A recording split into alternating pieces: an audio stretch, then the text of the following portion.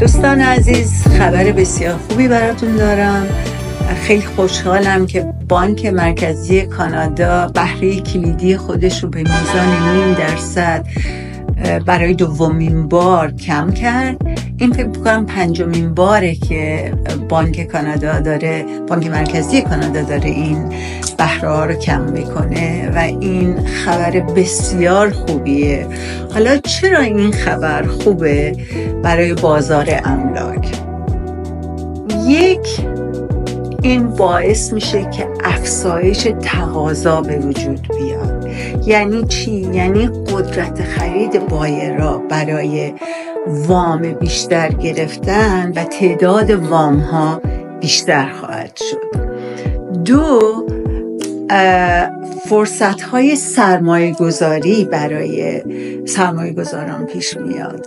سرمایه گذارانی که توی 1 سال گذشته از مارکت اومدن بیرون به خاطر نرخ بالای وام ها و قرض گرفتن، الان به مارکت برمیگردن.